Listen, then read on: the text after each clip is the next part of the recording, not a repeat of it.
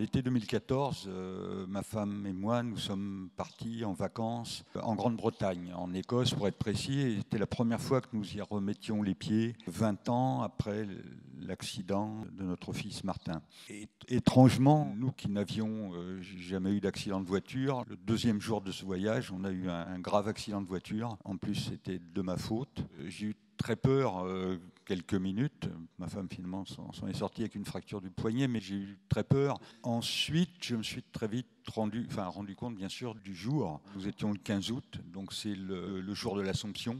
C'est le jour où la mère rejoint le fils au ciel. Et donc tout ça m'a trotté dans la tête. Et c'est à ce moment-là que j'ai repensé à l'accident d'Ayrton Senna, 20 ans avant, et je me suis revu le 1er mai 1994, où il y avait ces images. Devant moi, il y avait le poste, et derrière moi, il y avait encore entrouverte, bien sûr, la porte de la chambre de notre fils Martin. Et tout ça, dans ma mémoire, a nourri la nécessité d'un livre. Et donc c'est devenu, à ce moment-là, à peu près immédiatement, l'idée que je ne pouvais pas ne pas écrire.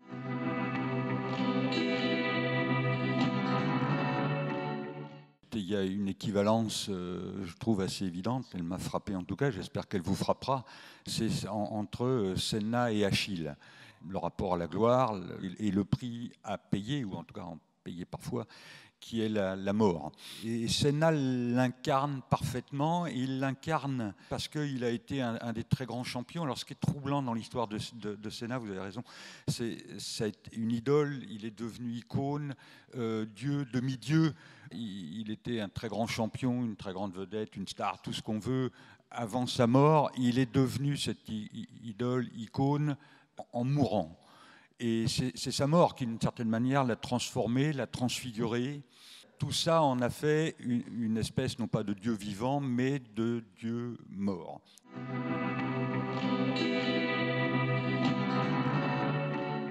À mes yeux, ce livre est vraiment un roman. Je le vois, moi, comme une forme de roman d'apprentissage, parce qu'on voit Ayrton enfant, on le voit adolescent. En général, dans les livres, le rapport à l'enfance est essentiel. C'est-à-dire qu'il s'agit toujours d'aller voir l'enfant, moins l'enfant que nous étions, l'enfant que nous sommes toujours, c'est-à-dire même devenu vieux.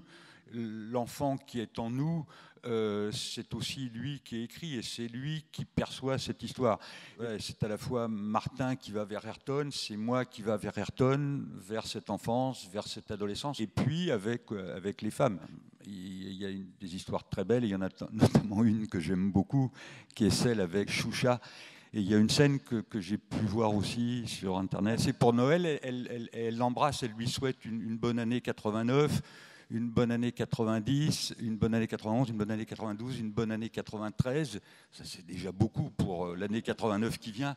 Et elle s'arrête là. Et après, évidemment, on sait qu'il meurt en 1994. Je ne dis pas qu'il y a quelque chose de troublant, mais il y a aussi une coïncidence que d'une certaine manière, je ne pouvais pas laisser passer.